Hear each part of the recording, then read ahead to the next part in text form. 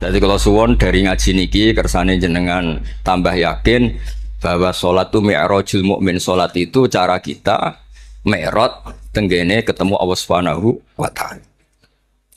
Terus niki sing kula beto amit niki kitab karangane Syekh Mahfud At-Turmusi. Niki masih tentang tahiyat. Makanya kalau sukani muqaddimah ziyadatul bayan ba'da asna ala tilkal hadrah bitahiyat. Kula waos iki. Terus ketika Rasulullah Shallallahu Alaihi Wasallam mi'raj, niku singkat cerita akhirnya ketemu wonten hadrah ilahiyah.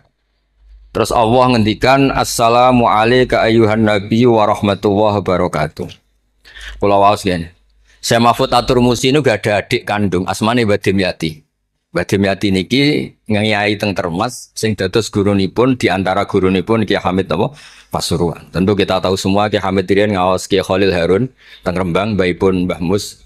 Terus ngaos tenggene Termas tenggene Badim Yati. Terus ngaos teng mriki di antarane teng Habib Ja'far selain istifadah teng keluarga besar teng Lasem. Terus niki dikarang Syekh Mahfud sing gak ada adik Badim Yati, sing Badim Yati gurunipun Ki Hamid. Niki kersane nderekaken Simtud Duror ketika muji faedahe at-tahiyatul mubarakatus sholawat. Nggih sing niku baris kedua asyhadu alla ilaha illallah wa asyhadu anna muhammadar rasulullah. Waroda anan Nabiya sallallahu alaihi wasallam lailatul Isra lamma jawaza sidratal muntaha ghasyiyat sahabatun min nurin fiha minal anwar masyaallah. Terus Nabi ketika sampai sidratil muntaha itu ada nur yang tidak terhingga. Fawaqafa Jibrilu walam yasir ma'ahu. Niki mun perjanjiane mun bar niki mun lakbah. Nggih mun rat situ ki ijo nggih. Nggih kula waos nggih. Ketika sampai Sidratil Muntaha Jibril diam, mboten saged tindak. Walam yasir ma'ahu lan ora lumaku sapa Jibril ma'ahu sertane Rasulullah sallallahu alaihi wasallam. Faqala lahu Nabi sallallahu alaihi wasallam, "Atatrukuni asiru munfarida." Masa kamu meninggalkan saya jalan sendiri, sowan sendiri? Faqala Jibril, "Wa ma minna illa lahu maqamum ma'lum." Semua kita ini punya kelas. Kelas saya itu tidak sampai saged sowan hadrah napa? Ilahiyah. Jadi Jibril yang ketuanya malaikat niku ikrar tidak sah derek sowan Allah Subhanahu wa taala. Sing sah namung Nabi Muhammad sallallahu alaihi wasallam. Mulane beliau jawab wa ma minna illa lahu maqamum ma'lum. Jadi semua kita ini punya kelas khusus. Dados Mbah Idris ngongkon kula angsal Mas Sama haram. Mas Sama nu haram. Nah Mbah Idris angsal. Habib Ahmad nggih kadang angsal. Pergi nak sering ngongkon nggih ribet. Niku seneng lho. Habib Ahmad Al-Habsyi. Faqala sirma'i walau khutwatan. Sudahlah, ikut jalan saya senajan to sak jangkah, selangkah. Fasara ma'ahu fakada ayyahtariqa minan nur wal jalal wal haibah. Terus kata Rasulullah, meskipun sejengkal, meskipun selangkah tolong temani saya. Ketika Jibril manut ning Kanjeng Nabi, terus ngalami satu kondisi sing luar biasa, hampir beliau terbakar. Wasahura wadzaba hatta sara qadrul usfur. Jadi ketika Jibril memaksakan dari Nabi selangkah, niku Jibril sing terkenal niku gadah 600 jana yang bisa menembus langit dan bumi. Niku mengecil sampai qadrul usfur, sampai sak manuk emprit. Fa asyara 'alan Nabi sallallahu alaihi wasallam bisalam. Kemudian malaikat Jibril hanya memberi isyarah, sudah saatnya sekarang jenengan salam. Ai bi ayyusallima ala rabbih idza wasala makanal khitab. Jadi ya niki spesial hormat kula teng Mbah Hamid. Kersane majelis niki sakral mengutip dawuhipun para ulama termasuk orisinil dawuh Habib Ali napa Al-Habsyi teng kene kitab Kunuzus Sa'adah Al-Abadiyah fil Anfas Al-Aliyah Al-Habasyiyah. Terus insyaallah kula ndamel 3 napa 4 makalah berdasar murni riwayat. Karena kalau ngadani jenengan nggih boten pantes langsung teng mriki kata Habib kata Kiai. Tapi kalau digandani Mas Sama ya ora pantes. Kados tuwa kula umur. Nae sepuh sampai itu tuwa kula. Falamma wasallan Nabiyyu sallallahu alaihi wasallam ilaikal at-tahiyatul mubarakatus sholawatut thayyibatu lillah. Jadi kalau kalimat at-tahiyat niku memang dawuh Rasulullah sallallahu alaihi wasallam. Terus faqala Allahu, terus kemudian Allah menjawab assalamu alayka ayyuhan nabiyyu wa rahmatullahi wa barakatuh. Artosipun setiap yang sholat itu artinya mewakili munajate Kanjeng Nabi, ini ku at-tahiyatul mubarakat, juga mewakili jawaban Allah terhadap kekasihnya. Ini Allah jawab, Assalamu alayka ayyuhan nabiyyu wa rahmatullah wa barakatuh. Nah, Nabi itu orang yang enggak egois. Ketika dapat posisi yang luar biasa, dapat salam dari Allah, Rabbil Izzah, alam ini terserah Allah, dan Nabi dapat salam dari Allah, jaminan selamat. Karena Nabi tidak egois, fa'ahabban nabiyyu ayyakuna li'ibadillahi sholihin nasibun min hadzal maqam. Kemudian Nabi ingin yang dapat ini jangan saya tok. Semua yang soleh, semua yang iman, semua yang benar harus mendapat salam dari Allah, mendapat garansi selamat dari Allah. Ini betapa pentingnya tidak egois. Ketika Nabi hanya mendapat Assalamu alayka, engkau Muhammad yang berhak dapat salam dari saya. Nabi inginnya jangan, ya Allah, harus semuanya yang soleh harus mendapat salam dari engkau. Ini apa? Fa'ahabban nabiyyu ayyakuna li'ibadillahi sholihin nasibun min hadzal maqam. Faqala assalamu alayna wa ala ibadillahi sholihin. Terus faqala jami ahli samawat, semua penduduk langit akhirnya jawab asyhadu alla ilaha illallah wa asyhadu anna muhammadar rasulullah. Cara Jawa iki nabi tenan ora egois. Mana ana kiai egois ora kiai. Jadi malaikat itu ngakonine nabi ku nabi yo ngenteni ora egois. Jadi malaikat Jibril nganter, malaikat Muqarrabin nganter, semuanya cek meneng ae. Bareng Nabi usul semua rahmatnya Allah dapat untuk semua. Nabi mereka ngakui asyhadu alla ilaha illallah wa asyhadu anna muhammadar rasulullah. Terus sah nggih sah. Hadza wa inna ma lam yahsul lin nabi sallallahu alaihi wasallam mislu ma hasala li Jibril minal masyaqqa wa adami taqah li anna nabiyya sallallahu alaihi wasallam muradun wa matlubun. Kenapa Jibril yang roisul malaikat? Ya, saya ulang lagi. Kenapa Jibril yang roisul? Ternyata sampai Sidratil Muntaha mengecil dan hampir terbakar dan sampai seperti burung emprit, burung terkecil. Ya karena Jibril itu tidak yang dipanggil. Wong ora diundang kok teko. Lah Kanjeng Nabi niki muradun wa matlubun. Memang Nabi yang dipanggil, yang ditimbali sehingga Nabi punya kekuatan yang luar biasa. Sementara Jibril boten. Ya itu disebut apa? Li'annan nabiyya sallallahu alaihi wasallam muradun wa matlubun. Fa'atahu wa quwwatan wasti'dadan li tahammuli hadzal maqam bi khilafi sa'iril makhluqat. Lam yutik ahadun minhum hadzal maqam. Jadi karena Nabi itu adalah orang yang Allah itu ingin ketemu. Allah ingin ketemu kekasihnya yaitu Rasulullah Muhammad sallallahu alaihi wasallam. Karena Allah yang ingin, Nabi didesain, diatur sedemikian rupa untuk bisa ketemu tanpa hambatan apapun. Beda dengan Nabi Musa. Nabi Musa yang kepengen ketemu Allah. Rabbi arini angzur. Nah, karena Nabi Musa yang ingin, maka Allah bikin satu aturan. Ya delok gunung sik. Bareng gunung itu delok, falamma tajalla rabbuhu lil jabali ja'alahu dakka wa kharra Musa shaib. Terus ini bedanya Rasulullah SAW kalian Nabi Musa. Walidzalika lamma tajallallahu 'alal jabal ingkadda wa ghara fil ardi wa kharra Musa sha'iqan minal jalal li anna Musa muridun wa talibun wa Muhammadan wa anna Muhammadan muradun wa matlubun wa farqun kabirun bainal maqamain. Terus ini yang menjadikan Rasulullah SAW niku ummi. Ummi niku lugu. Lugu niku ora pati mikir. Dados Nabi itu syaratnya ummi. Nabi sing top ketuane Nabi syaratnya ummi. Ummi itu tidak punya keinginan, tidak punya versi. Karena tidak punya versi ini Allah yang tertarik. Lah iku jenenge matlub. Nah Nabi Musa mboten pangeran mau diwarai no, dadi ora diruwet Nabi Musa ora diruwet. Niku lho cerita full. Nabi Musa niku kan kepengen mendapat Taurat. Sedawuhe pangeran, ya sudah kamu nemuin saya di Turi Sina. Setelah nemuin di Turi Sina, beliau mojok itu terus munajat sama Allah terus bilang saya ini sudah mendapat Taurat.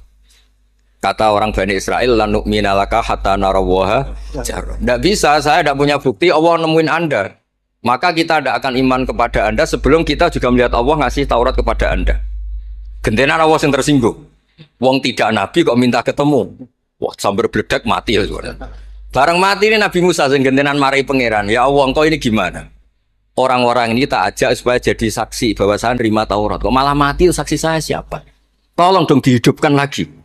Jenengan piye maksudnya piye? Wong saksi kok dipateni. Jadi mulang pangeran lho. Akhirnya diuripno meneh. Nabi Muhammad mboten nate.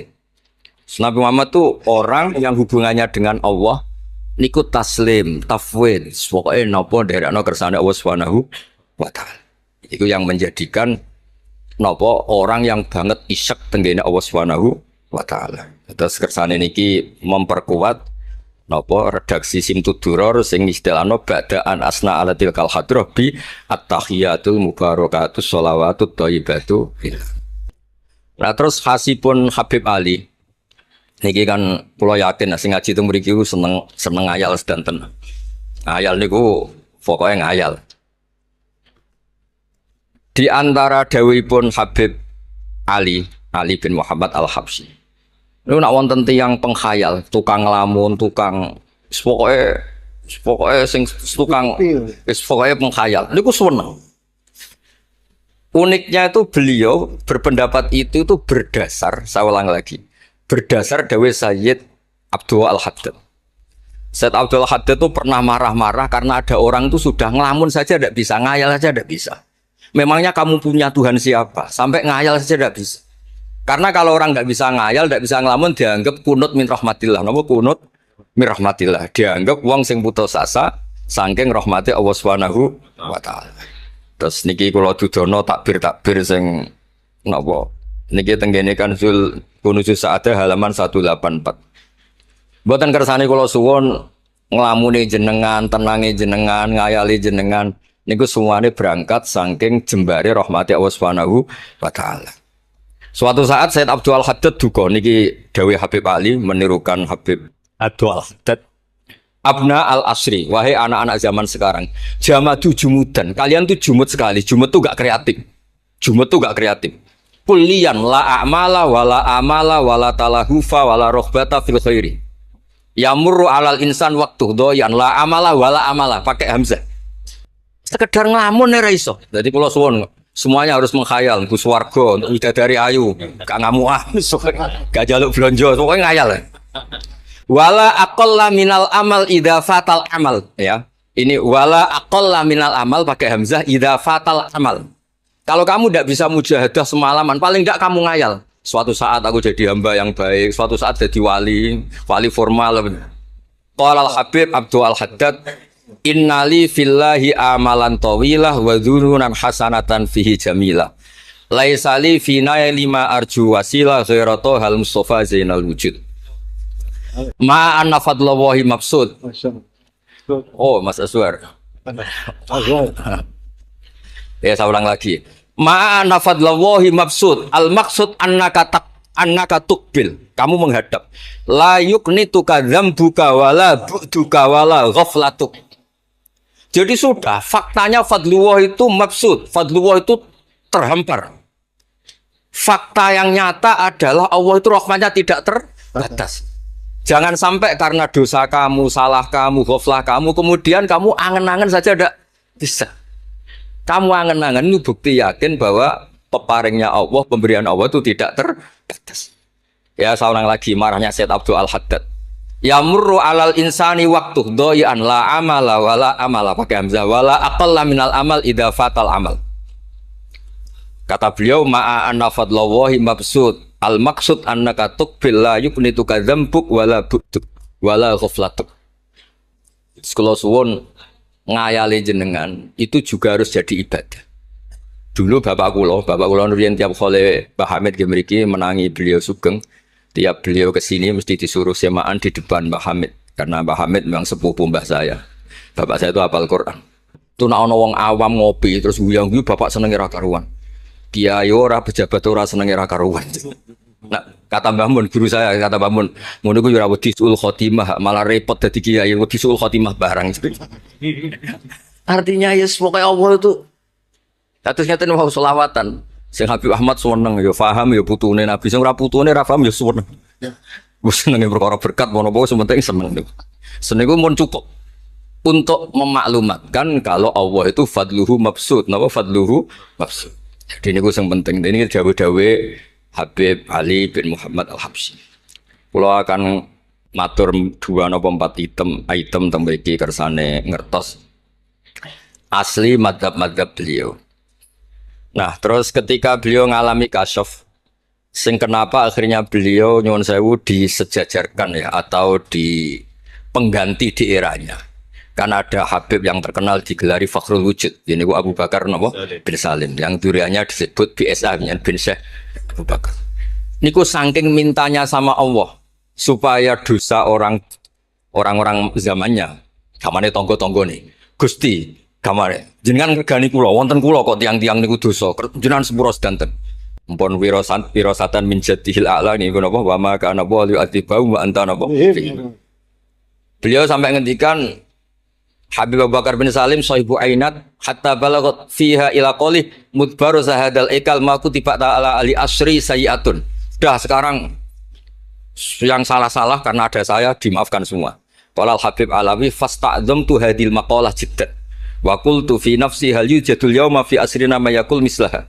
Terus wa wada'tu tilkal manaqib wa nimtu faraitu fi namika ana Imam Abdurrahman bin Ali bin Bakar Sakron Pak Iman Foki wa yaqul ya Alawi inna ammaka Ali al-Habsyi yaqulu fi hadha zaman bimisli hadil maqal allati qala Abu Bakar bin Salim. Jadi kamu anggap jangan hanya Habib Abu Bakar bin Salim yang bisa menggaransi itu. Paman kamu Habib Ali al-Habsyi juga bisa menggaransi itu. Cara kula gadah mandat Habib Ahmad. Niki alhamdulillah kula niku keluarga Lasem, orang paling sering dipilih Habib Ahmad. Kemarin ketemu di Lasem, sekarang ketemu di sini. Jeng tanggal 12 ketemu teng dalam Pulau Bebes. Terus kersane jenengan tambah ta'aluk teng kitab napa Simtut Duror. Dene iki terakhir amun suwe-suwe mari ilmu entek mengke saake mas-mas kula. Tapi. Ya dados atawan. Niki yang agak serius nih. Beliau itu punya abah, itu Mufti Syafi'iyah di Mekah. Ya, Mufti Syafi'iyah di Mekah abangnya Habib Ali ini. Habib Muhammad. Terus beliau kundur teng Sewun wis terkenal itu kene Sewun terus damel masjid Riyadh. Karena beliau memang putra orang alim alama fil fikih Syafi'iyah. Terus beliau ngendikan i'tanu bi ilmil fikih li anna bihi qiwa masyari'ah al-mutahharah wan nas tarakuhu wal madaru alaih. Allah fil fikih. Terus ij'al mudzakarata kullaha fil wara wa fil halal wal haram li anal haram amma wal wara irtahala minal wadi wa do'at alainal asya' wal qulubu qasat. Terus dawe beliau kamu ini harus serius nekuni fikih karena fikih ini menjadi kiwamu syari. Inti dari syariat ya di fikih. Kula nu sering nulung tiang haji. Iki kula matur bae terus tiang haji nu sering kula tulung gara-gara niku kan travel kan yo isin wis bayar larang kok mau haji dok akhirnya dikai buku-buku panduan donga-donga. Bang dikai malah masalah wong sepuh-sepuh mosok syaratnya kaji kudu hafal. Padahal nyetake dihitung mbek traveling dihitung ana hitungane. Tapi itu menteror seakan itu syarat napa? Sah. Donga taufah ula ana, taufah saniyah ana. Wukuf. Nggih, donga wukuf apa yang ana dongane? Mandine ra jelas tapi ribete jelas. Niku sudah jelas nih. Padahal yuridu wa bikumul yusra. Wong mesti tangkel kula, Beb. Gus niki nak mboten kula waca sepundi, Gus. Gak apa-apa, sing penting mbok bayari travel ra apa-apa. Karena terus itu dikira syarat wajib atau syarat sah. Lah baru kayak ulama-ulama itu pokoknya tawaf mubeng ping 7 dimulai Hajar Aswad iku wis sah. Mboten usah diwaca, gak usah. Nek kowe ra mantep ya kalungno ae, sing penting di kalungno donga ngene ya Allah seperti ini. Allah wis. Allah ya alamu sirra. Itu andekan tidak ditolong ulama fikih juga tidak bisa. Kiwa musyari. Orang yang sudah emergensi di ICU di beberapa rumah sakit. Barokahnya semua kitab fikih menulis tawaf di Arafah itu walau maron meskipun hanya lewat. Barokahnya itu yang emergensi lewat ambulan diliwat noto sah. Coba kalau nggak ada fikih dan merasa tawaf wukuf itu harus berhenti. Kayak apa susah? Semua itu barokahnya fikih. Jadi perlu dicatat Habib Ali ini ahli fikih Syafi'iyah karena memang putranya mufti. Dia putranya apa? Mufti. Ahmed sing tahu jiwa Nabi. Wah, kita itu apa ya? Ini spesial nih. Ini yang di kitab ini biografi Habib napa? Kalau di kitabnya Said Umar Hafid ditulis tentang beliau di ngendikaken bahwa Imam Ali bin Muhammad bin Husain bin Abdillah bin Syekh Al-Habsyi. Terus wulida bi Madinati Qasam. Lahirnya sekitar 1259. tafarragha li akhdil ilmi an abihi fi Makkah al-Mukarramah. Jadi beliau dulu ngaji sama abahnya sendiri di Mekah al-Mukarramah. Terus ngaji lagi ala yadis Sayyid Ahmad Zaini Dahlan. Jadi kira-kira kalau teman beliau di Indonesia ya Syekhona Khalil sama Mbah Soleh Darat. Itu sama yang ngarang Sohibul apa? Bi'ana. Itu seangkat beliau sama-sama ngaji sama Sayyid Ahmad Zaini Dahlan. Wa qara'a alaihi fil fiqhi kitab Minhajut Thalibin. Beliau paling suka baca kitab Minhajut Thalibin. Wa ada ila saywon wa bana biha ar-ribat al-masyhur. Terus kata kitab ini wa huwa awwalu ma'hadin bunyalit ta'lim bi Hadramaut. Jadi kalau menurut kitab ini pertama yang punya tradisi bikin pondok di Hadramaut itu Habib Ali bin Muhammad Al-Habsyi. Terus beliau akhirnya hatta kanat lahdatu wafati, kalau di Indonesia 20 Robi Isani, 20 Robi Isani kalau di kitab ini. Terus Ar-Riyad huwa al-masjid alladzi bunya. Ada yang baca bana alayat bunya ala Habib Ali Al-Habsyi bi Madinati Saywon. Jadi beliau menamakan Riyadh, memang kenangan beliau pas kecil memang lama di Mekah di Riyadh, sehingga masjid itu bisa diartikan Riyadh itu Riyadul Jannah, atau Riyadh dengan arti memang kenangan beliau mungkin banyak di Riyadh. Terus ini cerita-cerita tentang makalah-makalah Habib Ali bin Muhammad Al-Habsyi. Burdah Habib Amil. Nah yang tentang Mi'raj kalau terusaken ya. Amin. Ini sarah burdah. Ini terakhir ini kersane mboten entek. Tadi kan dijelaskan kalau di istilah wow kan napa ada beberapa istilah tentang bahwa ketika di Sidratil Muntaha itu adalah satu kelas, satu makom. Sing kata beliau apa lam yatajasar ahadun, siapapun tidak berhak ngomong, tidak berhak komentar karena makom yang tahu itu hanya Allah dan Rasulullah SAW. Kalau istilah burda itu fahusta kulla fakhairin ghairu mustarakin wa justa kulla maqamin ghairu mustahab. Ini kula wasif. Bismillahirrahmanirrahim. Fa'auha ila abdihi ma auha. Qala ya Aisyah, aturidina an ta'lami ma la ya'lamuhu Jibril wala Mikailu wala nabiyyun mursalun wala malakun muqarrabun. Aisyah, bagaimana mungkin Anda tanya sesuatu yang Jibril saja tidak tahu? Jadi Aisyah itu tanya, jenengan ketemu Allah piyambakan terus bakas sopo? Jelas gak bakas pilpres. Proposal. Proposal ya mboten bakas koalisi. Faqalat, ya, jadi Nabi itu sempat mboten kersa jawab, diredaksikan aturidina an ta'lami ma la ya'lamuhu Jibril wala Mikailu wala nabiyyun mursalun wala malakun muqarrabun. Niki teng kitab Syarhul Burdah karanganipun Imam Bajuri. Karena Ki Hamid Pasuruan masyhur keliling-keliling teng beberapa daerah maos Burdah. Riyen angger Mbak Bisri mriki niku Ki Hamid nembe rawuh saking Burdah teng desa-desa. Ndi Kang duit hasil maca Burdah. Sama Kiai Kamil Hamid dikasihkan sama Kiai Bisri. Suatu saat Kiai Bisri itu diundang ke sini sama Pak Hamid gak disangoni. Mengulas di Mbarno wes. Kiai Bisri dendam. Wes Kang rasangoni lah kelambimu kayak aku aja. Dulu misalnya ya mulai dulu ini tidak usah tersinggung. Mulai dulu itu yang mau balik itu ya kayak ada tarifnya. Misalnya tarifnya 2 juta. Barang pulang sama muhibbinya orang yang sangat fanatik ya Hamid didol payu 5 juta. Adi dan itu kelabine Kiai Hamid sering tiga tahajud tuh. Ki Bisri kan lucu abahnya Mbah Mus. Lagi Bisri itu yakin sama Hamid Wali gara-gara itu. Kan misalnya tarif dasarnya 2 juta. Saya itu payu 5 juta. Ya Kang susu ya Kang. Itu bionanya Wali. Jadi memang dulu itu mbah saya, Kiai Bisri, Mbah Hamid itu semuanya udah mondok Dr. Mas dulu. Wes kecil-kecil kan. Kecil saya itu menangi Mbah Hamid. Mbah Hamid kalau di Lasem ya guyon kecil-kecil kan ya karena mulai kecil di Lasem.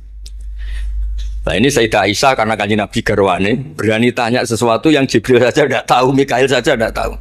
Singkat cerita Nabi itu gak kersa jawab. Faqalat as'aluka bi Abi Bakrin illah ma'alam tani. Tak kandak nomor tuamu nak rambut terangno. Sekolahane kono ngadepi bojo repot. Kanjeng Nabi lho diteror. As'aluka bi Abi Bakrin illah ma'alam tani. Cara Jawa tak kandak nomor tuamu gak terang. Bakare mertuane kanjeng Nabi.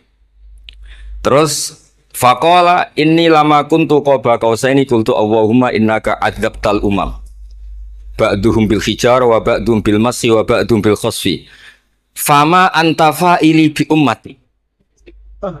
Sunnatuka, tren ya cara bahasanya, tren jenengan kalau ngadepi ngomong dosa disiksa. Ada yang jenengan kayak antemi watu, ono sing jenengan tenggelamkan apa-apa. Jadi pola ya, cara sakniki pola. Pola umum. Kalau ada orang dosa itu trennya polanya jenengan itu jenengan siksa. Ada yang jenengan tenggelamkan, ada yang jenengan antemi watu macam-macam. Terus lalu fama antafa ilun bi ummati. Pulau kepen tangkret, lalu dengan umat saya jenengan sebuti. Mosok podo wae niki dialeke Kanjeng Nabi kalian Allah Subhanahu faqala unzilu alaihim ar-rahmah min ananis sama wa ubaddilu sayyiatihim hasanat wa man da'ani minhum lababtuhu wa man sa'alani a'taituhu wa man tawakkala alayya kafaituhu wa fid dunya asturu alal usad wa fil akhirah usyaffi'u kafihi walau la annal habiba yuhibbu mu'atabata habibih lama hasabtu ummatak. Andekan kata Allah, pokoknya kowe ora kembar cara Jawa, kamu itu spesial. Kamu itu spesial. Saya tidak akan memperlakukan umatmu kayak umat para nabi dulu. Terus kalau suwon kersane ziyadatul mahabbah teng Rasulullah sallallahu alaihi wasallam. Qultu ya Rabbi likulli qadimin min safari tuhfatun fama tuhfatu ummati. Lalu ketika jenengan kan apa? Allah kan tentu zat terbaik. Ciri khas yang terbaik adalah kalau ada tamu itu dijamu. Dan jenengan pertama umat kula sowan jenengan kayak inopo, jenengan kayak jamu apa. Karena beliau yakin gak kena adab. Jadi takokan itu jenengan gawane oleh-oleh nopo. Kados ini lho berkat-berkat nih lho. Jenenge tamu ya dikai berkat. Setiap yang datang dikasih tuhfah. Lalu tuhfah umatku apa? Terus qala Allahu taala ana luhum ma'asyu. Ana lahum ma'asyu wa ana lahum idza matu wa ana lahum fil kubur. Spesialnya adalah tak urusi dewe. Jadi nanti umat Kanjeng Nabi ketika nyon sewu mungkar nakir malaikat macam-macam niku pun jejer kalian Allah. Ana lahum iku urusanku bebas pokoknya niku. Iki napa? Jadi ana lahum ma'asyu wa ana lahum idza matu wa ana lahum fil kubur wa ana lahum fin nusyur. Kadza fi ba'disyur. Terus wa dzakara jam'u minasyurrah ma nasuh wa hadza sirru ma'khudun min hadis Allamani Rabbi lailat Isra saat terusin. Terus kula suwun barokah Maulid niki tambah mahabbah teng Rasulullah sallallahu alaihi wasallam. Nah, ini kalau di bab kitab Risalah Kusyairiyah, dados teng mriki napa mertuane Ki Hamid asmane Mbah sinten? Kusyairi. Risalah Kusyairiyah itu kitab paling terkenal ning bab tasawuf. Dados kula gadah guru namanya Mbah Maimun niku gadah Mbah asmane Mbah Ahmad. Niku nate ngaos teng Sayyid Umar Syato, kakakipun Sayyid Abi Bakar Syato. Niku ketika minta thariqah mboten angsal tapi dikasih kitab Ar-Risalah Al-Kusyairiyah sehingga banyak kiai Jawa napa asmane kiai napa Kusyairi. Itu kalau di Risalah Kusyairiyah dibabkan di Kitabul Itsar. Itsar itu tidak egois. Nabi Ibrahim ngono gagahe, semua nabi kan gagah-gagah. Nabi Nuh gagah, tukang maksudno kaume. Top lah kowe. Nabi Ibrahim Khalilur Rahman. Tapi ketika ada adab, ketika ada hisab, ketok egoisi. Kabeh muni nafsi. Setiap dimintai syafaat, engkau Khalilur Rahman, engkau ini itu, nafsi. Hanya Rasulullah Shallallahu Alaihi Wasallam yang meskipun ada haulul mauqif, ada dahsyatnya kayak apa kiamat, Nabi tetap menghentikan analah. Saya sanggup memberi syafaat. Karena apa? Nabi tahu betul Allah yang disembah di dunia juga Allah yang sama di akhirat, yang rahmannya tidak terbatas, yang Allah tetap Rahman Rahim. Makanya Nabi terus ngendikan fa ahmaduhu bi mahamida allamani rabbi. Sebagian riwayat fa akhiru lillahi sajidan. Terus secara konstitusi kalau akhirat itu kan sudah selesai. Tapi siapa yang bisa membatasi Allah Subhanahu wa taala? Allah di akhirat tetap nggak bisa dibatasi oleh aturan apapun. Dan Nabi tahu betul kalau Allah itu rahmatnya tidak terbatas. Makanya Nabi tetap pede mawon fa akhiru lillahi sajidan. Akhirnya Allah ngendikan masyhur ya Muhammad irfa' ra'sak wasal tu'ta wasfa' tusyafa. Nabi minta napa? Hak syafaat. Dan Allah suka karena ada kekasihnya, ada orang yang tetap memahami Allah sebagai yang warahmati wasiat kullase. Ketika Nabi lain sudah bilang nafsi. Makanya banyak ulama yang mengatakan Ahmad Fatus Habib Ahmad fa ahmadu min ghairi. Jadi fa Muhammadun Ahmadu min ghairihi. Jeneng kula nggih Ahmad Baudin. Ahmad tu nak cara kitab sing kula waca nu afal tafdil. Fa Muhammadun Ahmadu min ghairihi. Ketika nabi-nabi lain sudah tidak bisa muji Allah karena kena haulul mauqif, wis sok kena haulul. Iku ra iso muji Allah, malah mau muni nafsi. Nabi Muhammad ono haulul mauqif tetap muji. Dalam keadaan seperti itu tetap muji Allah. Fa ahmadu bima hamida. Makanya ketika kitab itu fa Muhammadun Ahmadu min ghairihi. Rasulullah Muhammad saja yang lebih memuji Allah daripada yang nabi yang lain. Jadi ketika nabi yang lain sudah terkunci mulutnya karena panik, Nabi Muhammad tetap sakit muji Allah Subhanahu wa taala. Dan itu dibentukkan kita yaitu syafaatuhu sallallahu alaihi wasallam. Terus kitab sing kula waos wau otoritatif wonten saking napa dawuh Habib Ali, saking kitab Kunuzus Sa'adah Al-Abadiyah, wonten Sarah Burda dan ada beberapa kitab sing jelas niku adat guru-guru kita niku musalsal ila Rasulillah sallallahu alaihi wasallam. Yang penting kata assalamualaikum warahmatullahi wabarakatuh.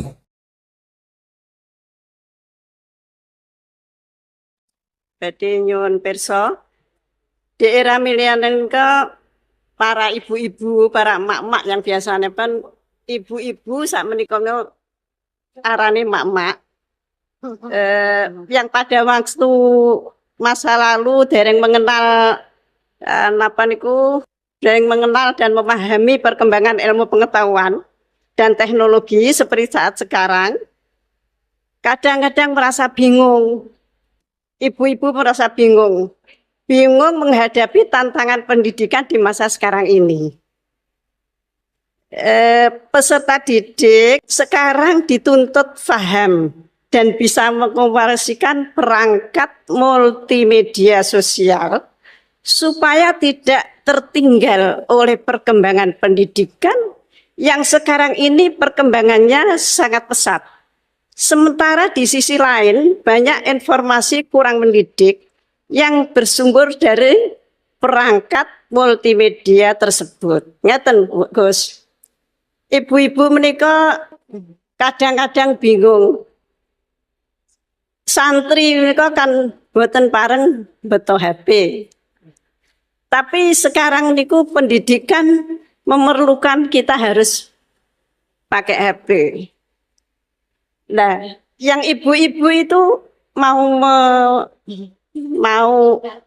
mengikuti itu sudah kadang-kadang sininya sudah tidak nyambung. Diwarai WA mawon kadang-kadang mboten sakit, namun kalau santri itu sudah mengunci HP-nya, kita tidak ngerti ini bagaimana caranya kalau dikunci, jadi tidak bisa. Terus bagaimana Gus caranya kita itu bisa mengarahkan anak-anak sehingga anak-anak itu walaupun pakai HP bisa bisa mempergunakan dengan sebaik-baiknya. Kadang-kadang di pondok itu sudah diberi jam, nanti jam segini ditumpuk. Tapi wong ya anak ya tetap anak, kadang-kadang ya diselipkan. Kemudian pertanyaan kita sebagai orang tua dari anak-anak kami, baik para santri atau anak kami sendiri, apa yang harus kita lakukan? Repot, HP saja tidak bisa, apalagi laptop. Padahal anak-anak itu kalau mencet itu sudah tahu apa-apa. Sedangkan kita yang tua tidak ngerti caranya mencet kadang-kadang. Kemudian bagaimana gini Gus, supaya anak-anak itu juga bisa mengikuti zaman tapi selamat sehingga mereka bisa pinter dalam ilmu pengetahuan tapi juga hatinya selamat, bisa selamat di dunia dan selamat di akhirat. Matur suwun. Nggih. Ingkang utus Gus Barak kula boten wantun yen nolak nggih. Assalamualaikum warahmatullahi wabarakatuh. Gus, sekarang di pesantren-pesantren itu banyak para ibu nyai yang memiliki peran lebih besar dalam mengasuh para santrinya dibandingkan peran Pak Yai.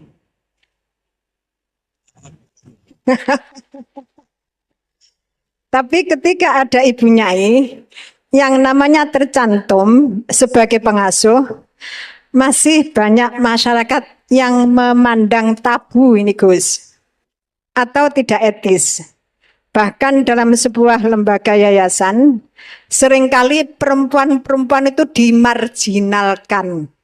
Padahal perempuan itu kalau diberi kesempatan luar biasa Gus, laki-laki kalah semuanya. Kadang pendapatnya itu tidak dihiraukan, meskipun sebenarnya bagus. Dan ini loh Gus, saya minta keadilannya Gus. Dalam menyikapi kenyataan seperti ini, kita sebagai kaum emak-emak itu harus bagaimana? Saya menuntut keadilan Gus, dari Pak Yai, dari panjenengan-panjenengan. Terima kasih. Assalamualaikum warahmatullahi wabarakatuh.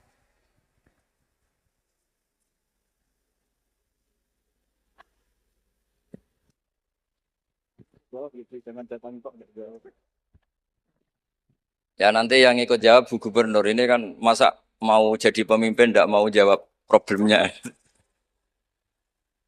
Udah datang pakai helikopter, ada pertanyaan nggak mau jawab. Saya ini ganjarannya sudah terlalu banyak, 5:30 sudah datang, berarti diminta ikut meletakkan batu pertama ya. Oke. Nah, terus begini, Bu Nyai Nur Iskandar ya. Jadi saya punya cerita dari Bapak. Juga cerita ini pernah dihentikan Mbah Mun. Ada filosofi ilmiah yang nggak bisa diganggu gugat. Ini harus kita camkan. Misalnya begini, al-insan abdul ihsan. Manusia itu pasti mudah diperbudak atau dikalahkan oleh kebaikan. Singkat cerita ada seorang kiai waroi zuhud, di rumah nggak ada TV, nggak ada HP, nggak ada motor. Saking inginnya anak itu nggak terkontaminasi TV, nggak terkontaminasi HP, juga nggak sering keluyuran ada motor. Tapi apa yang terjadi? Anaknya ini malah pertama punya HP atau memakai HP, dipinjemin temannya. Kebetulan temannya itu tidak sholat. Pertama naik motor juga dipinjemin orangnya yang nggak sholat. Pertama tahu TV juga di tetangga, komunitas keluarga yang tidak sholat. Sehingga perasaan anak ini hanya punya utang jasa sama orang yang tidak sholat. Lama-lama kenangannya apa? Ternyata orang yang tidak sholat itu lebih manusiawi ketimbang yang sholat. Singkat cerita anak ini akhirnya nggak sholat. Ketika anaknya itu nggak sholat, orang tuanya itu coro Jawan itu tobat, minta-minta maaf sama bapak, sama saya. Era kiai saya minta, karena melihat Mbah Maimun itu di rumahnya ya ada TV, bapak saya di rumah ada TV, juga ada motor.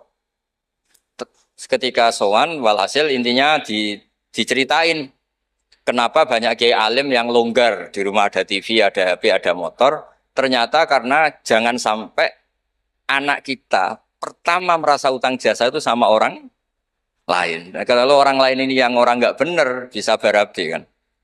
Nah pondok juga gitu, kalau terlalu ketat HP, terlalu ketat apa, ternyata HP ini barang mewah, barang wow. Kebetulan yang nilai orang lain. Dan akhirnya santri ini merasa utang jasa sama orang. Nah, ya kalau orang lain ini tepaan orang soleh, kalau enggak. Makanya ibu-ibu juga situ, senyum tuh barang mewah. Ternyata bapak-bapak kenangannya sama bakul kopi, tidak sama istrinya. Akhirnya yang diingat ya bakul kopi, karena senyum itu mewah. Ini sekaligus jawab pertanyaan yang enak, minta keadilan. Saya juga minta keadilan. Ya itu sudah komplit jawaban itu sudah. Pokoknya kita kondisikan al-insan abdul ihsan. Jadi itu tidak bisa ndak. Makanya ngelola anak-anak itu ya harus hati-hati, ngelola istri, ngelola suami, ngelola komunitas masyarakat. Kenapa kiai itu harus dermawan? Kenapa orang baik harus dermawan? Kalau yang dermawan orang fasik, pasti orang fasik ini yang punya pengaruh karena al-insan abdul ihsan. Makanya ini kembali lagi ke kitab Ar-Risalah tadi. Saya berkali-kali kalau ngaji bilang, tasodaku walau bitolkoti wajin. Kamu disuruh sodako meskipun senyum. Senyum itu dalam fikih formal dikatakan sunnah. Tapi dalam konteks sudah kompetisi, itu bisa wajib. Di rumah nggak pernah ada senyum, di warung kopi ada senyum terus. Kira-kira menang mana?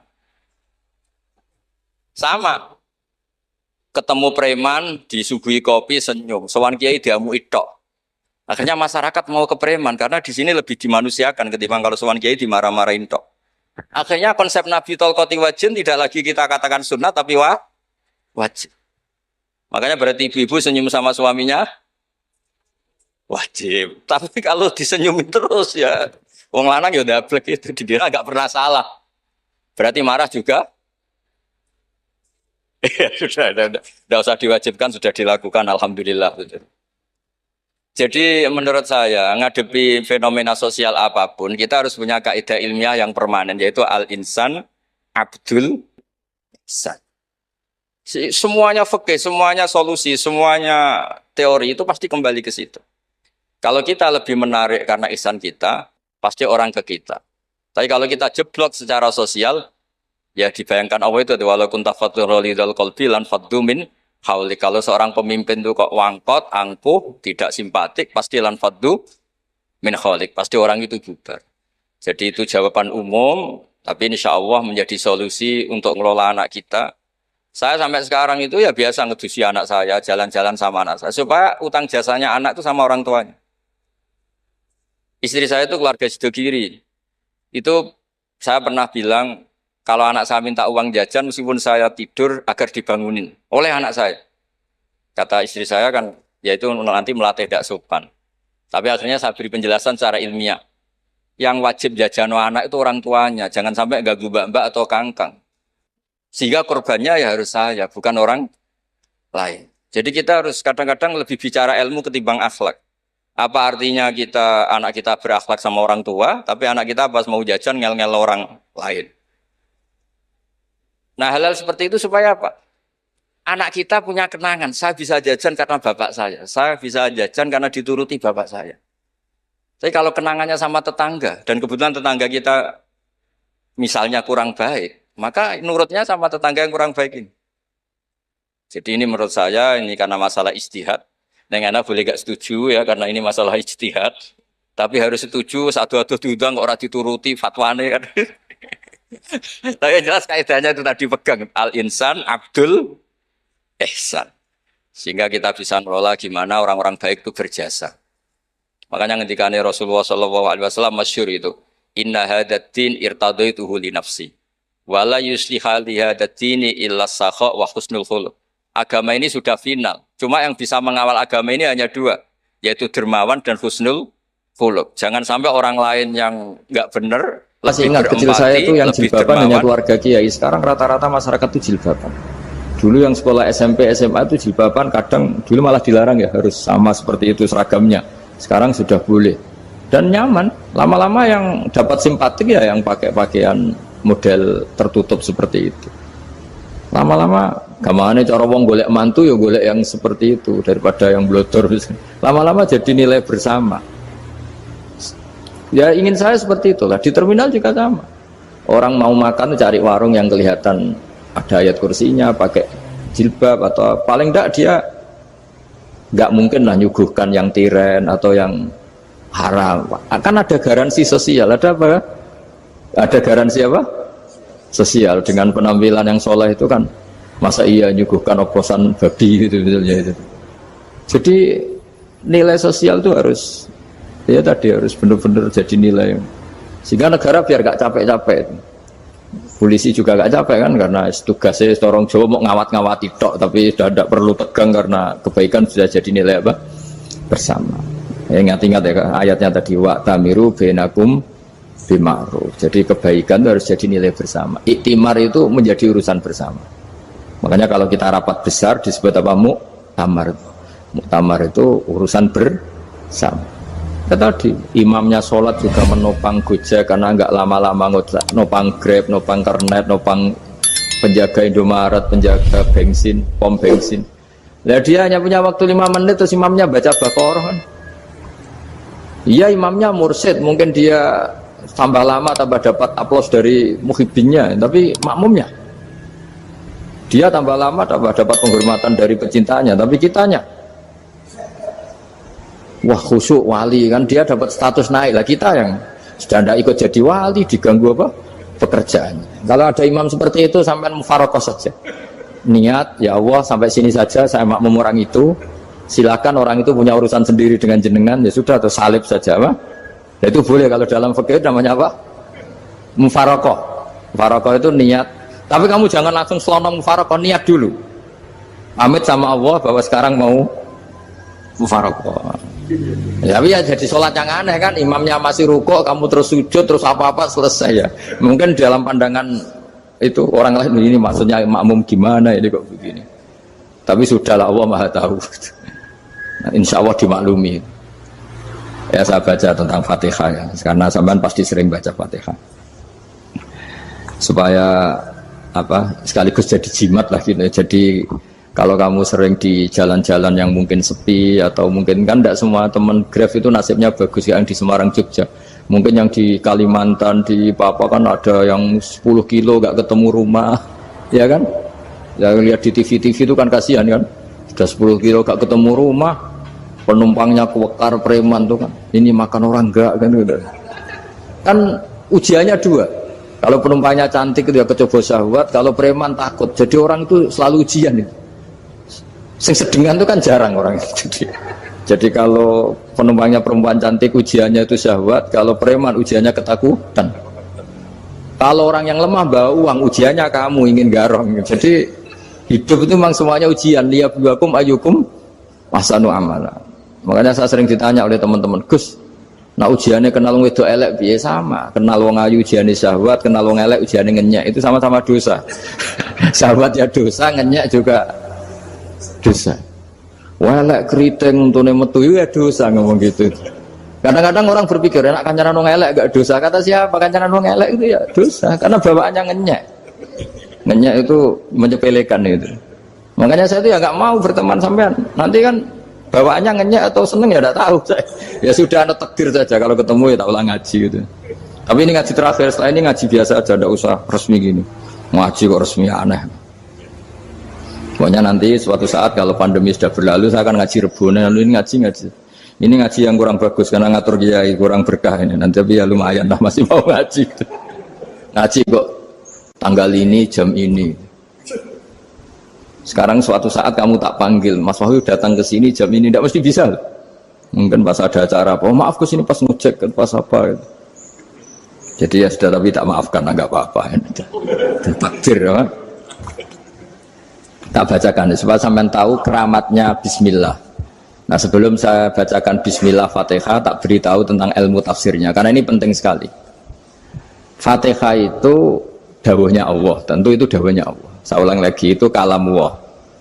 Tapi yang sudah diberikan kesampaian ke kita semua. Sehingga seakan-akan itu menjadi dawuhnya kita ke Allah.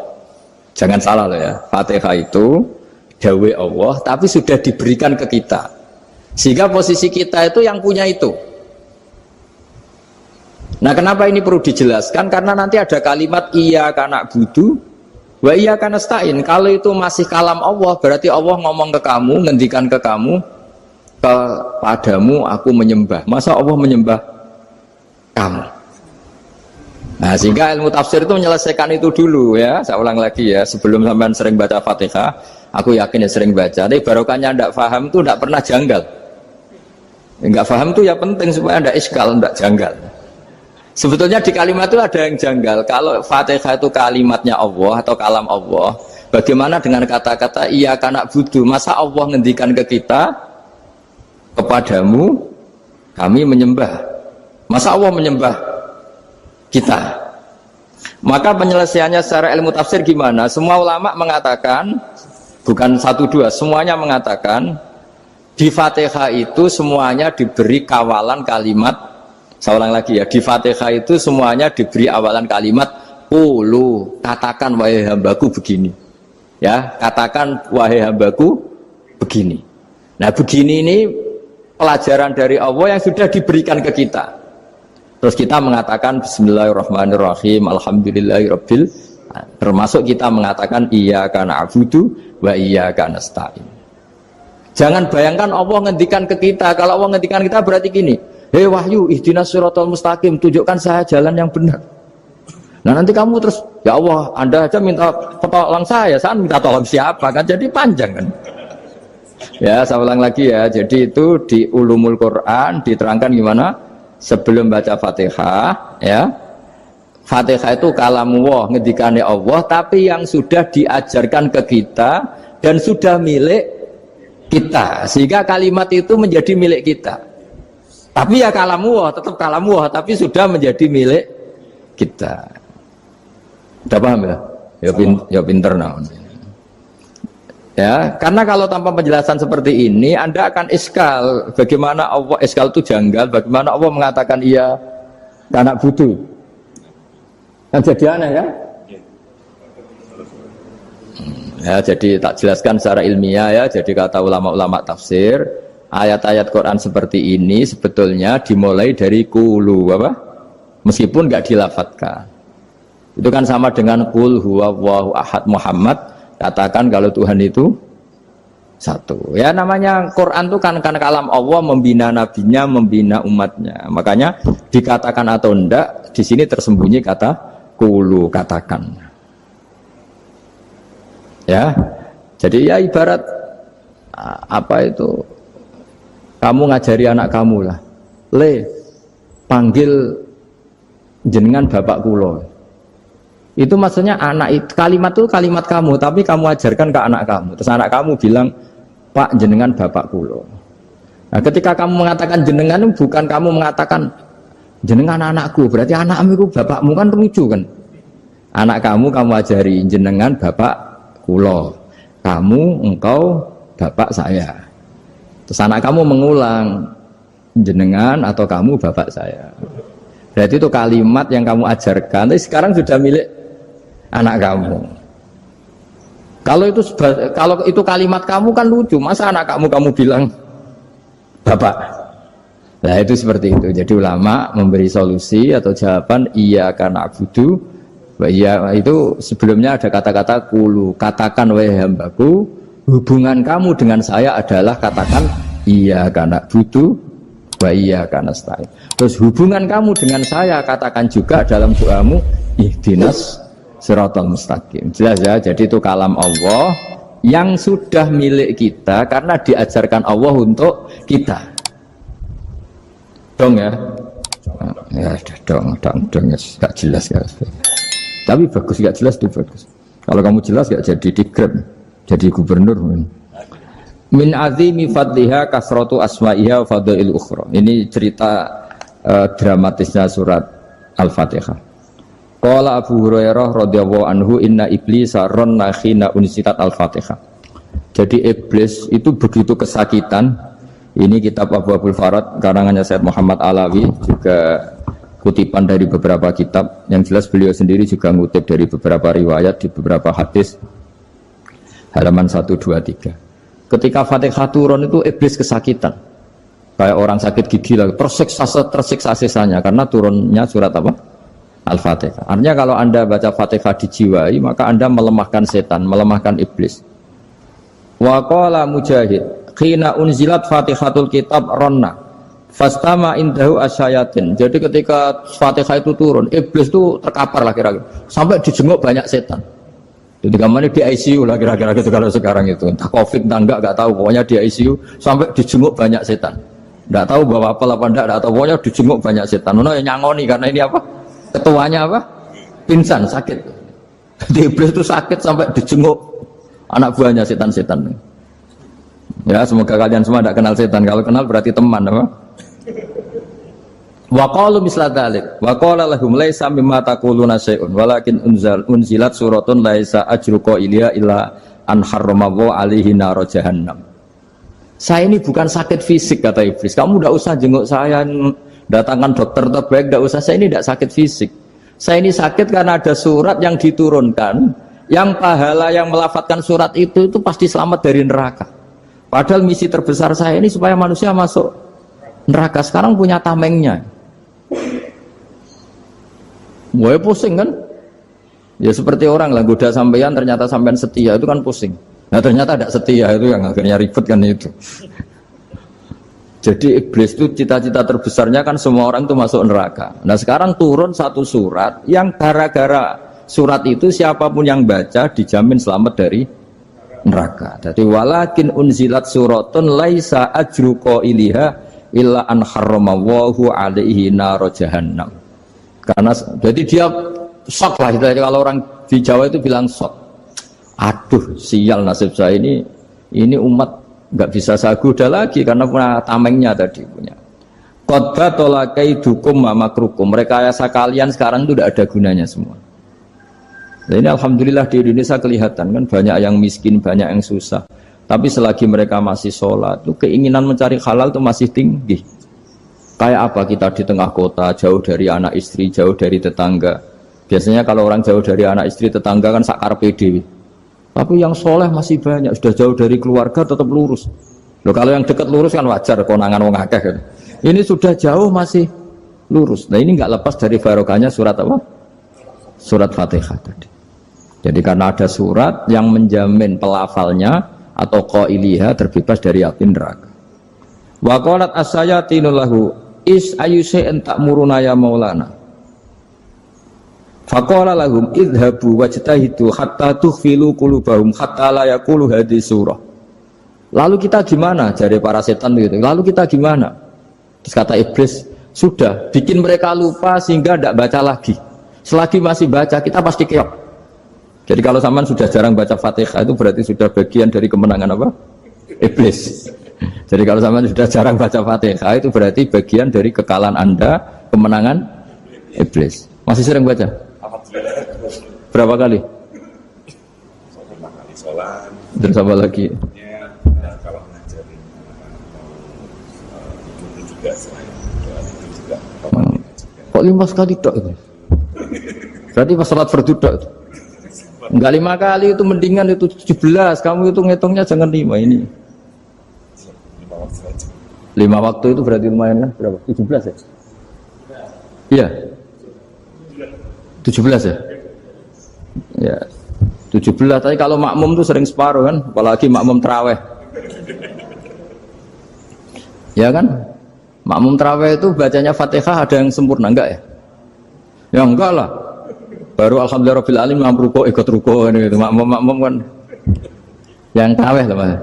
Kalau terawih jarang sempurna ya. Fatihahnya itu.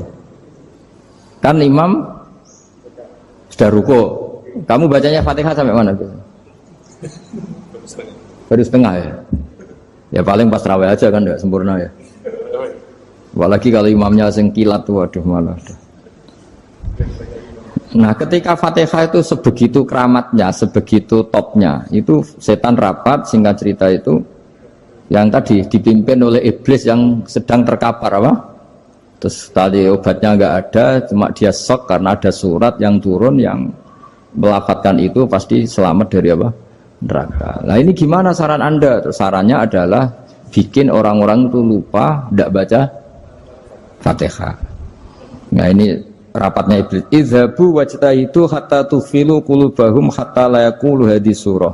Kala yuksiru qira'ataha wa la yakunu lahum ajrun wa thawabun bal yakunu lahum adzabun wa iqabun.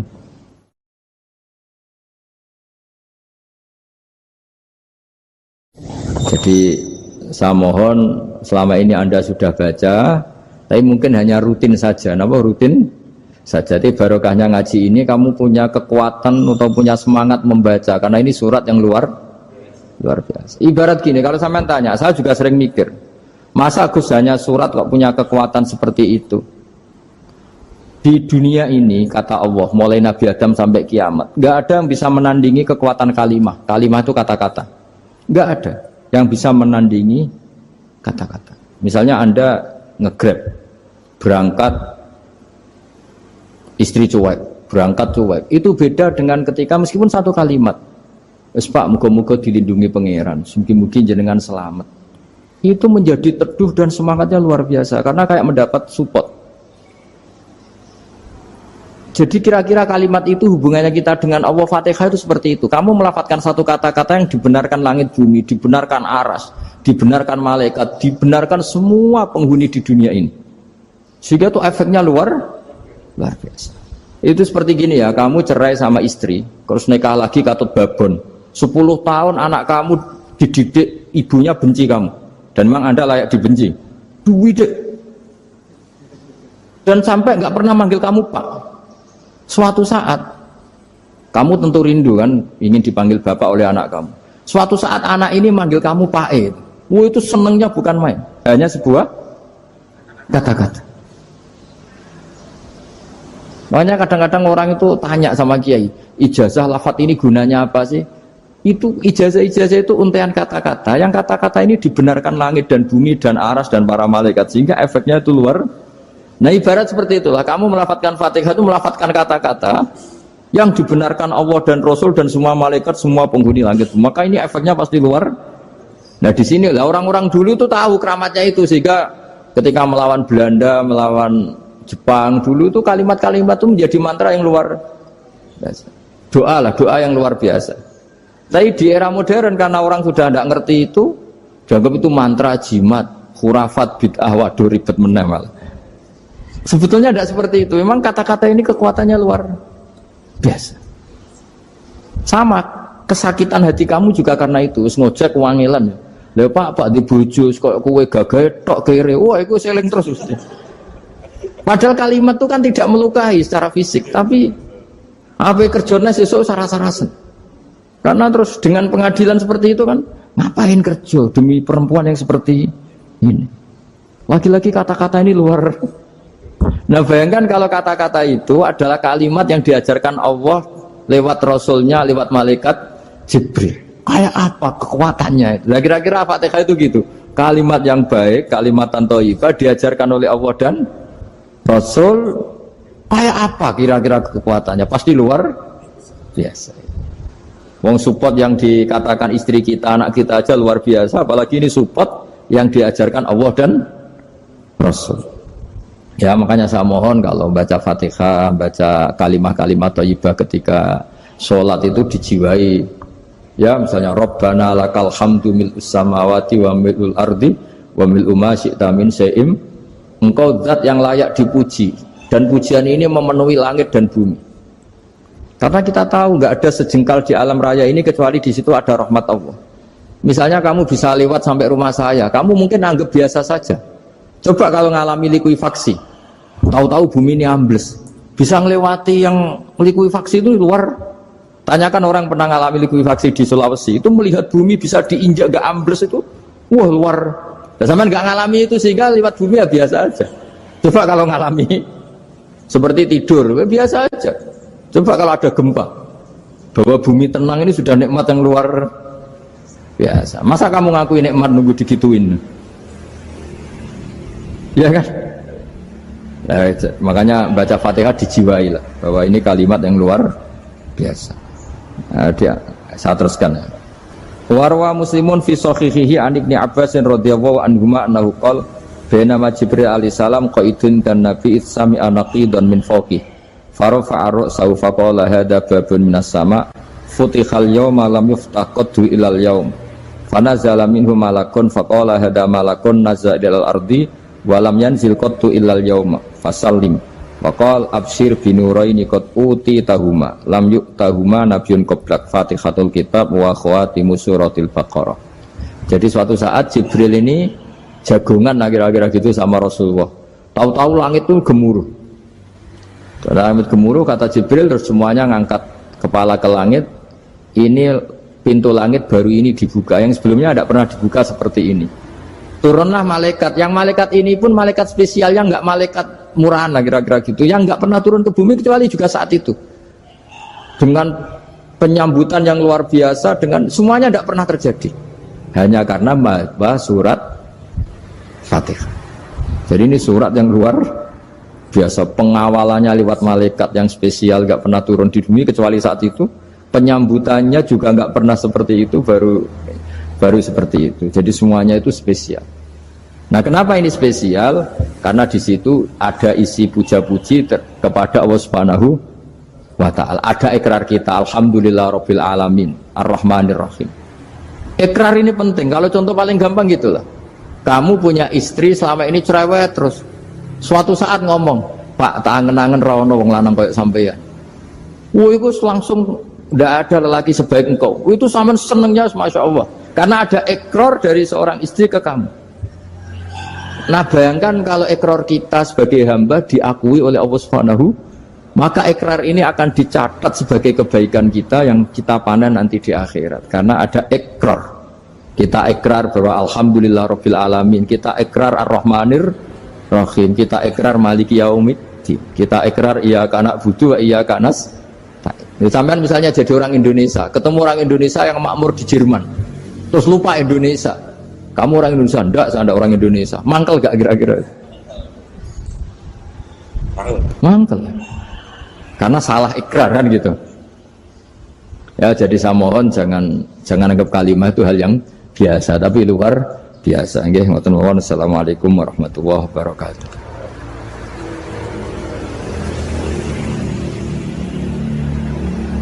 Saya berkali-kali kampanye di mana-mana lah, kampanye dan menganjurkan. Di antara catatan dalam Suhufi Ibrahim wa Musa kan ada kan di Quran itu yang dinamakan lampiran-lampiran wasiatnya Nabi Ibrahim dan Nabi apa? Musa. Itu di antara catatannya begini. Orang yang punya akal itu adalah orang yang bisa menikmati sesuatu yang baik. Misalnya gini, contoh gampang gini. Kamu punya anak pertama atau punya anak yang masih kecil, itu gendong tuh senangnya bukan main. Melihat anak sehat tuh senangnya bukan main. Mungkin saat itu banyak orang yang sedang maksiat dengan perempuan nakal atau dengan teman-teman nakalnya, yang nganggap seperti itu tidak nikmat. Tapi andaikan ini ditimbang ya ditimbang. Yang maksiat tulan, misalnya paling ukuran bahagianya itu 70%. Tapi yang ini, yang nimang anak baru lahir atau masih kecil, corong Jawa ngeloni anak, bisa saja bahagianya itu sampai 100%. Artinya selama ini kesalahan kita adalah nganggep maksiat itu pasti menyenangkan dan taat itu tidak menyenangkan. Makanya saya berkali-kali fatwa, untuk melawan kenikmatan maksiat, orang harus terbiasa menikmati taat, menikmati kebaikan. Jangan kira kita nimang istri nikmat, nimang anak nikmat, ketemu teman yang lama tidak ketemu juga nikmat. Artinya kita akan melewati berjam-jam untuk jagungan sama teman, sama anak, sama istri. Dan itu harus kamu nikmati supaya mengganti tidak berkebutuhan nikmat yang lewat jalur maksiat. Jadi saya mohon sarana-sarana yang menyenangkan itu, yang taat itu kita maksimalkan. Makanya bapak saya itu sering pesen, kowe nak ngaji sing guyon, sing seneng. Nganti wong maksiat itu karena cari kesenangan. Coba kalau kesenangan itu sudah didapatkan saat taat, maka tidak butuh lagi kesenangan yang berbentuk maksiat. Makanya orang-orang wali dulu kalau sudah sholat itu gak bisa berhenti karena merasa nikmat. Makanya Nabi pernah ngendikan wa qurratu aini fi sholat, nyaman saya itu kalau sedang sholat. Sekarang ditagih kan, nah zaman rukun kan gak ditagih, nah istukaran kan di. Terus kita jadi kiai bingung. Jare sing ngutangi kon 7 juta mergo pedet duiten. Jare sing utang murian mau 3.000, Gus. 3.000 untuk pentol siomen. Woi kata bantan teng arep kula. Sing utang seneng 3.000, sing utangi seneng 7 juta. Lah saiki bareng, ya nak ngono sawur pedet ta mending ngono. Pedet apa, Gus? Sisi tok milih pedet limusin. Sisi tok milih pedet biasa, dhisik pedet biasa. Lah ya pedetku biasa iku cara nak mbok utang wis ndek anak putu.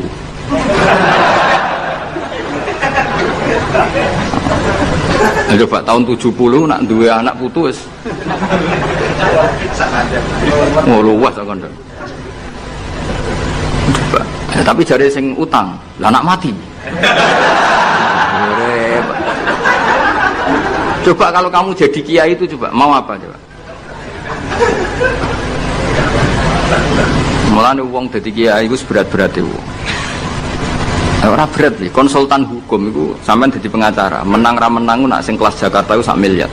Nak kelas kabupaten jadi 5 juta. Dadi kiai gak salam templek 20.000 taruhane swarga neraka. Wong desa paling salam templek 50.000 20.000. Takokane nek dijawab kliru swarga. Nanti kalau gerdalu ngerayu pangeran Gusti pantes e kula mlebu swarga. Wong ora melok utang kok melok mikir. Murwet. Nggih wonten tiyang setengah demenan, setengah nikah niki lapure mbek kiai. Wonten rondo ku ayu. Wis rondo ayu ning ndi menarik sunnatullah. Dirabi tiyang di masna lah, sirri. Suatu saat rondo iki wis ora seneng mbek sing lanang. Jare rondo iki muni wis dipegat. Sing lanang digoleki wis ora ono. Ketoke ya urung megat. Nah cara hukum itu kan terus kene dadi kiai melok bingung. Bingungnya itu nak merodone ayu kita tambah bingung meneh, kita rabi ta ora malah bingung meneh. Nah, ora mboten bingung hukume, nak iku ora kowe selera-seleramu. Enggak, kula mboten kepikiran. Bingungnya gini, kita ini kan menghadapi dua hukumnya Allah Ta'ala. Nak delok tolak dan ndak tolak, berarti cara al-aslu adamuhu. Berarti kalau mungkin tolak, mungkin ndak, pilihannya tidak tolak karena al-aslu adamut tolak. Tapi kalau melihat al-musaddaq fil uqud itu biqauli arbabiyah atau qaulu arbabiyah. Padahal ini perempuan ini mengklaim sudah ditolak. Pertanyaannya, wilayah tolak itu tidak milik perempuan. Kita harus mengkonfirmasi sama lelakinya karena yang punya wilayah tolak itu lakinya saya bisa dihubungi. Pernah bisa tak hubungi tak tanya, Kang, bojomu pegat ta urung? Urung lho Gus, lumayan gue cadangan. Pusing meneh kan. Dilaporane KUA ora resmi. Coba kira bingung itu tiga. Ngukumi salah neraka. Ngukumi bener orang melok ngeloni. Jajar gak pesen. Kan orang nuntungi. Salam tempel mau 20.000 ibu. Lho kira rasane dadi kiai. Akhirnya kalau nak ketemu sing lanang tak mau. Kowe nak kepengin ra mlebu neraka. Nak megat-megat nak ora-ora. Mergo Quran iku paling anti iku fatadzaruha kal mu'allaqah, ngembahno wedok iku koyo gantungan, kawin ora. Kowe iku mungkin kira mlebu neraka lewat gak megat, tapi iso mlebu neraka mergo mangkelno aku tak omong ngono. Aku dongaku ora pati mandi lah, tapi nak ndongak mlebu neraka, kowe mlebu neraka ketoke mandi om. Mangkel Allah. Ya mun Gus apa gate ben jelas aja ben jelas. Karena ngel-ngel orang coba. Makanya Allah itu anti betul kalau ada orang lelaki menggantung perempuan. Di antara pantangan yang diajarkan apa? Fala tamilu kullal maili fatadzaruha kal mu'allaqah. Karena dia ini mau butuh cadangan tok. Nak lagi nenengan mbek bojone kok ndek alternatif. Mergo si wong iki zina moh, tapi kalong jatahe biologis ya moh. Wis ngono-ngono kan urusanmu. Aku sing pusing, mesti ditakoki hukume. Lah bolak-balik enak kiai sing terkenal gak ngalim ra ono wong takok. Mau wong rono dukun mandi ra mandi ngekeki ning arep. Penak ndi dadi kiai hukum mbek kiai dukun. Kiai dukun kan mandi ra mandi mukadimah gula 2 kilo. Nak mandi ditambahi, nak ra mandi gak ditarik. Aman kan? Nak kiai hukum ora. Ngomong halal haram wis repot. Nak salah neraka. Bener 20.000. Terus Padre. Nane kula sering rayu pangeran Gusti, kula niku pantese mlebu swarga. Salah kula kata Allah, pokoke pantese mlebu swarga. Jadi mboten urusan GR mboten, jenengan pantese ulama mlebu swarga. Yo repot. Kemudian urusan kawin, riba. Karena kita ngadepi hukum sing rubahnya itu Masya Allah. Ya kayak tadi misalnya kue anut uang itu tidak turun, darani goblok. Wong gladak kulo yang sekarang dinyang wong 200 juta sekarang itu dulu buyut saya kata ibu tukune mau 700 rupiah. Karena uang dulu kan ono sen, di bawah sen ada lagi, di bawahnya lagi ada lagi. Jadi 700 rupiah itu. Nah saiki misalnya gladakku tak dol 700 rupiah. Ibu tuku genteng tok ya ora cukup. Makanya kita ini jadi bingung kan kalau ngukumi utang piutang di masa lalu itu dikrus pakai apa? Ada ulama yang mengatakan dikrus pakai emas. 700 rupiah zaman itu kalau digramkan dapat berapa gram? Ya memang itu paling gampang. Sampai sekarang ya kita pun seperti itu. Misalnya Makanya untungnya pangeran itu luar biasa ya. Perangkat itu tetap ditetapkan sama Allah. Misalnya gini, ada orang konflik utang piutang di depan saya. Tak takoki pedet zaman itu regine pinten, Mbah? Zaman itu 700 Gus atau 3000. Ya sudah kita tanya di apa itu? Di apa sajalah tanya yang ahli-ahli emas itu tahu. Zaman itu 700 rupiah atau 3.000 dapat emas sekian gram. Mau tidak? Jadi Allah itu menyediakan perangkatnya. Galah kalau nu kathah kanca akrab sing bakul emas. Jadi kalau nu akhirnya takut, cek iku golek referensi emas tahun 70 itu 3.000 untuk pirang gram. Ternyata ya untuk wakeh. Karena polanya sama, napa? Emas itu kan sama terus sampai ila yaumil kiamat.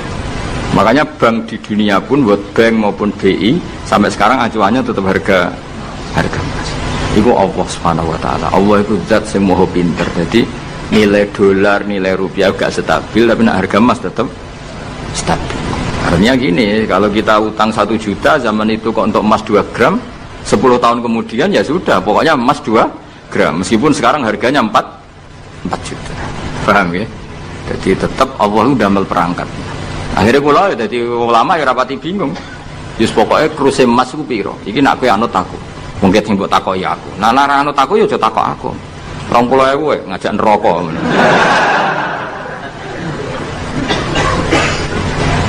Ya, maksudnya ini masih ngaji ini mboten ngono. Lah mulane akhir ayat sing turun ku ayat den be ayat riba. Geden ya mari riba, riba iku ya mergo den. Saiki sing utang ora masyarakat tok, kiai sak santri-santri yo tukang. Mulane BPKB-ne udah pinter-pinter. Nak sekolah do suwi ya. Apa sediluk? Ada enggak orang punya motor BPKB-nya di rumah? Ada 10% sak kampungmu. Sekolah pinter. Enggak, maksudnya dari satu kampung iku sing BPKB ra sekolah pirang persen? Berapa? 0%. Oh, no. Berapa tidak? Oh, no. Itu berarti orang kusur. Alhamdulillah, guling. Mesti itu tukang gadekno. Berapa persen gak ngali? 10, no. Dari kira ono? Jauh, no. Oh, no.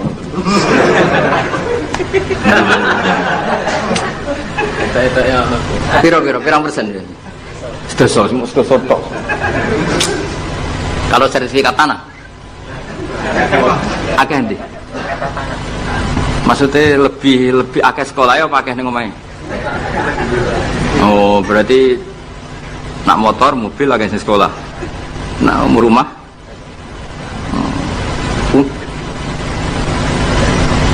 Akeh sing aman. Alhamdulillah. Ya makanya Nabi nanti ngendikan innamar riba finnasiyah. Ya innamar riba nasiah, karena maksudnya riba itu normalnya memang gara-gara tempo. Makanya kalau suwun sinten mawon yang mencintai saya, usahakan sesuatu itu jangan nasiah. Kulon buatan sombong, kulon nganti saat ini belum pernah beli sesuatu kredit karena aku kiai. Maksudnya orang kerok ngaramno kredit, aku kiai keruwetan kan, kiai kok ditanggal. Ini lucu kan, orang wedi akhirat tapi wedi tanggal. Misalnya mobilku kok kredit itu kan wedi tangga. Lucu kan? Nak gue kan pantas ora pati kiai. Kan lucu kan? Wes lucu, boy lucu. Tapi ora haram. Haramnya sama ra di mobil. Tapi nak iso nak kiai terutama wong alim ya. Nak kiai rapati alim ra apa-apa. Nak sing alim-alim kan iman. Karena beda ya fungsinya ulama sama kiai. Kiai itu orang soleh yang harus kita hormati. Seorang kiai itu orang soleh yang harus kita hormati. Tapi biasanya kan nggak pati totokan hukum. Nah ulama itu pusing tenan. Takut ada wong aneh-aneh. Wes aneh. Kemudian kadang ono wong dibojo nganti loro, sing lanang ku loro. Ini perkara ini gitu. Mengkonfirmasi pertama kata suaminya menceraikan, akhirnya sing wedok wani rabi. Waline wani ngrabekno. Jebule klaim bojo pertama tidak mencerai. Akhirnya kan dibujuk. Lalu iddahnya itu iddah dari siapa? Itu zaman Sayyidina Ali itu sono pertanyaan seperti itu. Duko Sayyidina Ali. Sayyidina Umar zaman Sugeng ya sono pertanyaan seperti itu. Karena kita bisa apa coba? Kita di kehidupan